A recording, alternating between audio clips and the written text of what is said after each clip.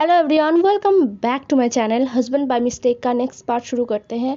और यार मैं देख रही हूँ कि बॉटम लैंडमार्क जी ना उतना ज़्यादा क्या बताऊँ, चल नहीं रहा है, या फिर मैं ठीक से एक्सप्लेन नहीं कर पा रही हूँ, या फिर कहानी ही बहुत गलत चुन लिया है मैंने। तो मैं इसको जल्दी जल्दी ख़त्म करने वाली हूँ, मतलब इतनी भी जल्दी नहीं, और 2-3 एपिसोड आने वाले हैं, फिर ख़त्म हो जाएगा। तो शुरू करते हैं। पिछले एपिसोड में हमने देखा था वांगजी ड्रंक हो चुका था और वो विंग के पास चला गया था। विंग ने जब वांगजी को देखा ना, तो विंग बहुत ज़्यादा कंफ्यूज था। उसे समझ नहीं आ रहा था कि ये ओमेगा यहाँ पर क्या कर रहा है। विंग के साथ जो ओमेगा था ना, वो नीचे गिर गया था और उसके कमर में लग गया था। वो चिल्लाए जा रहा था, लेकिन विंग का ध्यान उस तरफ था ही नहीं। विंग का तो पूरा ध्यान वांगजी पर था, और वांगजी के आंखों से जो आंसू के ड्रॉप्स निकल रहे थे ना, उस पर था। विंग के चेस्ट पर ना पेन हो रहा था। विंग को पता नहीं चल रहा था कि ये क्या है। फिर वांगजी ना अपने आंखों के आंसुओं को अपने हाथों से पोंछता है। पोंछने के बाद वो विंग को खींच कर लेकर जाने लगता है कहीं पर, और विंग भी वांगजी के पीछे पीछे चला जाता है। विंग एकदम ब्लैंक हो गया था, मतलब वो कुछ सोच नहीं पा रहा था, कुछ समझ नहीं पा रहा था। वो बस वांगजी के पीछे पीछे चल रहा था। वांगजी विंग का हाथ पकड़कर उसको लेकर जा रहा था। वांगजी विंग का हाथ पकड़कर ना उस बार से बाहर लेकर आया। बाहर ना लगभग 7-8 बॉडीगार्ड खड़े थे विंग के, जो विंग के साथ हमेशा रहते थे। ऐसे नहीं कि विंग को चाहिए था, विंग खुद अपने आप को प्रोटेक्ट कर सकता है, लेकिन वो अमीर इंसान है, अपने साथ बॉडीगार्ड्स तो उसको रखना ही चाहिए था, और वो इसलिए रखता था।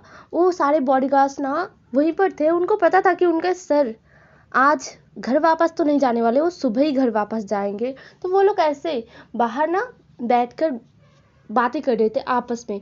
उन्होंने जब देखा ना कि विंग आ रहा है, तो वो सब उठकर खड़े हो गए, और उन्होंने नोटिस किया कि विंग नहीं आ रहा है, कोई विंग को खींच कर लेकर आ रहा है। तो वो बॉडीगार्ड ना जल्दी से विंग के पास चले जाते हैं और वांगजी का हाथ पकड़कर विंग से अलग कर देता है।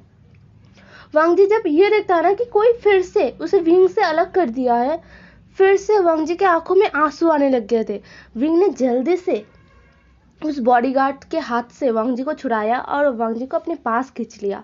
इससे ना वांगजी विंग के चेस्ट पर, एकदम चेस्ट पर जाके ना दब गया, और विंग उस बॉडीगार्ड की तरफ ना ग्लेयर दे रहा था।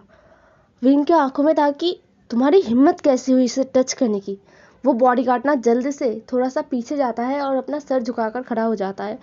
फिर ना वांगजी थोड़ी देर तक तो विंग को एकदम हक करके खड़ा रहता है, और फिर उसका कुछ और ही उसके दिमाग में होता है। वो विंग को छोड़ता है। छोड़ने के बाद उसने फिर से विंग का हाथ पकड़ा और रोड पर चलने लगा। मतलब एकदम आधी रात को वो लोग रास्ते पर चल रहे थे। रास्ते पर ज़्यादा लोग नहीं थे, बहुत कम गाड़ियाँ जा रहे थे, स्ट्रीट लाइट जला हुआ था, और ठंडा ठंडा जो हवा है ना, वो आ रहा था। मौसम बहुत अच्छा था। विंग को अब तो समझ में आ गया था कि ये ड्रंक है, ये ओमेगा ड्रंक है। तो विंग ना स्माइल कर रहा था और सोच रहा था कि कोई ड्रंक होकर ऐसी हरकतें करता है क्या। मतलब ठीक है, ड्रंक होकर लोग हंसते हैं, रोते हैं, पड़ जाते हैं, गिर जाते हैं, सो जाते हैं, कोई वॉमिट करता है, और भी बहुत कुछ करता है, बट ये तो कुछ और ही करता है ड्रंक होने के बाद। और विंग को ना हंसी आ रहा था। विंग वांगजी के पीछे पीछे चल रहा था और वो हंस रहा था। वांगजी ने ये नोटिस किया कि विंग पीछे से हंस रहा है, तो वांगजी ने ना विंग को भी एक ग्लेयर दिया।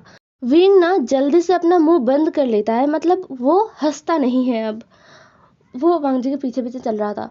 वांगजी और विंग बहुत दूर तक आ चुके थे। मतलब अब ना थोड़ा थोड़ा जो सड़क है ना, वो खाली होने लग गया था।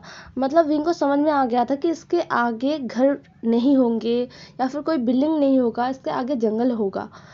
तो इस बार ना विंग ने वांगजी को रोक दिया और बोला कि हम उस तरफ नहीं जा सकते, उस तरफ जंगल है। तो वांगजी ना विंग की तरफ देखता है, और देखने के बाद फिर से चलना स्टार्ट कर देता है। इस बार वांगजी ने विंग का हाथ छोड़ दिया था, बट विंग वांगजी को यहाँ पर अकेला छोड़कर तो नहीं जा सकता है ना। तो विंग ना वांगजी के पीछे पीछे चल रहा था। अब थोड़ी देर बाद वो दोनों जंगल वाला जो रास्ता है ना, वहाँ पर पहुँच गए थे। मतलब आगे से बस जंगल है, रास्ता जंगल के बीचों बीच से है। कोई भी यहाँ पर नहीं था, एकदम खाली सड़क था और यहाँ पर कोई स्ट्रीट लाइट भी नहीं था, बस मून लाइट आ रहा था और कुछ भी नहीं, और गाड़ी भी नहीं पास हो रहा था कोई भी। विंग अपने दोनों हाथों को ना अपने पैंट के पॉकेट में रखता है और वांग जी के पीछे पीछे चल रहा था। मून लाइट में वांग जी का जो बैक है ना, बहुत ज़्यादा ही, मतलब बहुत ही ज़्यादा सुंदर दिख रहा था। बैक साइड से वांग जी एकदम हेवनली गॉड दिख रहा था कि कोई जा रहा है। जो भी वांग जी को देखता तो वो इंसान मुड़कर दोबारा वांग जी को ज़रूर देखता, और वो एक आह तो भरता ही वांग जी को देखकर, क्योंकि वांग जी इतना ज़्यादा सुंदर दिख रहा था बैक साइड से ही, बैक से ही। तो विंग थोड़ी देर तक तो वांग जी का जो बैक है वो देखता है और फिर वो अपने माइंड को क्लियर करता है, क्योंकि उसके माइंड में बहुत कुछ आ रहा था। तो वो ना अपने माइंड को क्लियर करने के लिए मतलब कुछ सोचने लगा और तुरंत ही उसके मुंह से निकल गया, हम कहाँ जा रहे हैं। ये सुनने के बाद ना वांग जी वहीं पर रुक गया, और विंग वांग जी के पीछे पीछे चल रहा था ना, तो वो भी रुक गया। वांग जी पीछे मुड़ता है और बोलता है कि मैं घर जा रहा हूँ और मैं तुम्हें भी लेकर जाऊंगा। विंग ना शॉक्ड हो गया और बोला, घर? ओ अच्छा अच्छा ठीक है, तुम घर जा रहे हो, लेकिन तुम मुझे क्यों लेकर जा रहे हो? तुम नी मिंजू को लेकर जा सकते हो। तो वांग जी ने बोला, नी मिंजू ये कौन है? वांग जी ना समझ ही नहीं पा रहा था, उसको याद ही नहीं आ रहा था कि नी मिंजू कौन है। तो विंग ने बोला, क्या तुम तुम ड्रंक होने के बाद भूल भी जाते हो कि तुम्हारे आसपास कौन लोग थे? वांग जी ने एकदम स्ट्रेट विंग की तरफ देखा और बोला, क्योंकि तुम परवट हो। विंग ना खांसने लगा और बोला, क्या मतलब क्या है? तो वांग जी ने फिर से बोला कि तुम परवट हो और तुम बहुत ज़्यादा शेमलेस हो, और और तुम बहुत ज़्यादा ओमेगास को टच भी करते हो और फ्लर्ट भी करते हो, इसलिए मैं घर जा रहा हूँ और मैं तुम्हें भी लेकर जाऊँगा, जिससे तुम मेरे घर जाके रूल्स को कॉपी कर सको और तुम्हें मेरे अंकल पनिशमेंट दे। ये सुनने के बाद ना विंग एकदम शॉक्डली वांग जी की तरफ देख रहा था, क्या ये ओमेगा मुझे पनिशमेंट के लिए लेकर जा रहा है? ये बोलने के बाद वांग जी फिर से घूम जाता है और चलने लगता है। विंग थोड़ी देर तक तो शॉकिंगली खड़ा था वहां पर, और फिर उसने देखा कि वांग जी उससे बहुत दूर निकल चुका है। तो विंग दौड़ कर वांग जी के पास जाता है और बोलता है, अच्छा अच्छा ठीक है, तुम मुझे पनिशमेंट देना चाहते हो ना, लेकिन अभी इतनी रात को हम तुम्हारे घर पे कैसे जाएंगे? हम कल सुबह जाएंगे, तुम मुझे कल सुबह पनिशमेंट दे देना, ठीक है? तो वांग जी ने बोला, नहीं, तुम्हें अभी पनिशमेंट लेना पड़ेगा और तुम्हें रूल्स को कॉपी भी करना पड़ेगा। तो इस बार ना विंग ने वांग जी को गोद में उठा लिया और बोला कि अच्छा ठीक है, मैं तुम्हें तुम्हारे घर पर लेकर जाता हूँ, ठीक है? तुम अभी चल नहीं पाओगे क्योंकि तुम ड्रंक हो। वांग जी ना कुछ भी नहीं बोला और विंग वांग जी को गोद में उठाकर वापस लेकर आने लगता है। वो लोग मतलब एकदम वो जो बार है ना नी मिंजू का, उसके पास आ गए थे, और वांग जी तुरंत ही चिल्ला उठता है कि मुझे छोड़ो, जोर से वांग जी ने बोला। तो विंग ने वांग जी को छोड़ भी दिया। वांग जी जल्दी से विंग के गोद से उतर कर एक शॉप की तरफ चला गया। विंग भी वांग जी के पीछे पीछे दौड़ने लगा। वांग जी लिटरली दौड़ रहा था उस शॉप की तरफ। वो शॉप बंद हो चुका था। उसके सामने जो बैनर था ना, उस शॉप के सामने जो बैनर था, उस पे बहुत सारे बनिस थे, मतलब बहुत सारे बनिस के पिक्चर्स थे। तो विंग को पता चला कि ये शॉप, मतलब इस शॉप में बनिस बिकते हैं। वांग जी शाम को जब बार में आया था ना, तब उसने इस शॉप को देखा था, यहाँ पर बहुत सारे बनिस थे। तो वांग जी अभी उसको याद आ गया, वो फिर से उस शॉप की तरफ गया और वो शॉप बंद था। तो वांग जी ना उस शटर को ऐसे बजाने लगा कि खोलो, मुझे बनिस लेना है। तो विंग ना जल्दी से वांग जी का हाथ पकड़ता है और बोलता है कि लिटिल ओमेगा, तुम क्या कर रहे हो? जल्दी से यहाँ से चलो, सारे लोग उठ जाएंगे, सब सो चुके हैं। अगर इस वक्त तुम्हें और मुझे एक साथ किसी ने देख लिया ना, तो तुम्हें नहीं पता कि कितना बड़ा कंट्रोवर्सी क्रिएट हो जाएगा। चलो यहाँ से। बट वांग जी वहाँ से हिलने का नाम ही नहीं ले रहा था। तो विंग ने फिर से वांग जी को गोद में लिया और बोला, ठीक है, तुम्हें बनी चाहिए ना, मैं तुम्हें बहुत सारे बनीस खरीद के दूंगा। ये सुनकर ना वांग जी शांत हो गया, और इस बार विंग एकदम सक्सेसफुली वांग जी को बाड़ में ले आया। और ले आने के बाद ना विंग उस कमरे में जाता है जिस कमरे में वांग जी और नियो सेन सो रहे थे। विंग ने देखा कि नीहोसन ने बेड का आधा हिस्सा वॉमिट करके एकदम भिगा दिया था। मतलब वहां पर कोई इंसान सो भी नहीं सकता। विंग सोच भी नहीं पा रहा था कि यहाँ पर इसको मैं लिटाऊं कहाँ पर। वांग जी को लिटाने के लिए वो जगह ढूंढ रहा था, बस वहां पर कुछ भी नहीं है। न्यूसन एक कोने पर लेटा हुआ था और पूरा बेड एकदम वॉमिटिंग से भरा हुआ था।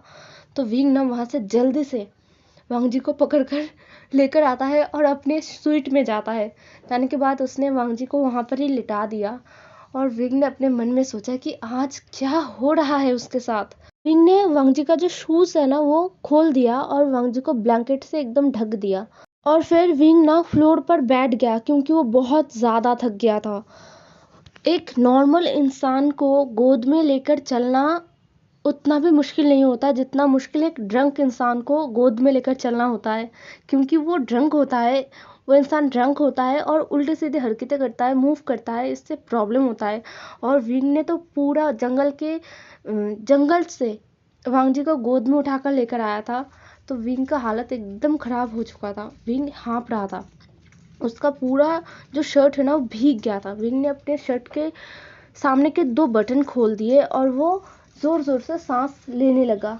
विंग ना वांग जी की तरफ देखता है। वांग जी एकदम बहुत ही पीसफुली सो रहा था। विंग अब उठता है। उठने के बाद वॉशरूम में चला जाता है। जाने के बाद ना उसने बस अपना हाथ मुंह धोया और वापस आया। वो वापस आकर देखता है कि वांग जी अपने ऊपर का जो ब्लैंकेट है ना वो एकदम खोल चुका था। ब्लैंकेट नीचे फ्लोर पर गिरा हुआ था और वांग जी अपने चारों हाथ पैरों को एकदम फैला कर सो रहा था। तो विंग अपना सर हिलाता है और बोलता है कि आज मैं किसका चेहरा देखकर इस पार्टी में आया था। बोलने के बाद ना उसने वो ब्लैंकेट उठाया और वांग जी को ढक दिया। वो जब वांग जी को कवर कर रहा था ना तभी वांग जी करवट लेता है और विंग का हाथ गले लगाकर सो जाता है। विंग जो कि शॉक्ड में आ गया था, वो वांग जी से अपना हाथ छुड़ाने की कोशिश कर रहा था, लेकिन वांग जी एकदम कसकर और ज़्यादा टाइटली विंग का हाथ पकड़ रहा था। विंग ने बहुत ज़्यादा कोशिश किया लेकिन पता नहीं क्यों विंग अपना जो जोर है ना वो वांग जी के ऊपर चला नहीं पा रहा था। वांग जी के ऊपर अपना जो जोर है वो आजमाना नहीं चाहता था या फिर आजमा नहीं पा रहा था। इसलिए वो वांग जी के सामने वीक फील कर रहा था बहुत ज़्यादा। पहली बार विंग के साथ ऐसा कुछ हो रहा था कि वो किसी ओमेगा के सामने अपने आप को वीक फील कर रहा था। तो वो ना फिर से फ्लोर पर बैठ जाता है और वांग जी के गहरी नींद में सोने का इंतज़ार करता है। बट पता नहीं कब वो वांग जी के गहरी नींद में सोने का इंतज़ार करते करते खुद ही सो गया था। विंग फ्लोर पर बैठकर ही सो रहा था और वांग जी विंग का एक हाथ हक करके बेड पर सो रहा था। अब हमें सुबह का दिखाया जाता है। सुबह नी मिंजू वांग जी को उठाते हैं। वांग जी उठने के बाद ना आसपास देखता है, ये जगह बहुत ज़्यादा न्यू है, इसलिए वांग जी नी मिंजू की तरफ देखता है। देखने के बाद ना नी मिंजू बोलते हैं कि आई एम सॉरी वांग जी। वांग जी ना लिटरली बहुत ज़्यादा कंफ्यूज था कि नी मिंजू उससे सॉरी क्यों बोल रहा है। फिर थोड़ी देर बाद वांग जी, नी हुसैन और नी मिंजू कार में थे और नी मिंजू ने बोला कि वांग जी और नी हुसैन के साथ क्या हुआ था। तो उन्होंने फिर से सॉरी कहा वांग जी से। तो वांग जी ने कहा ठीक है गगा, कोई बात नहीं है, हो जाता है ऐसा कभी कभी, आप इतना ज़्यादा सॉरी फील मत कीजिए, हम ठीक है।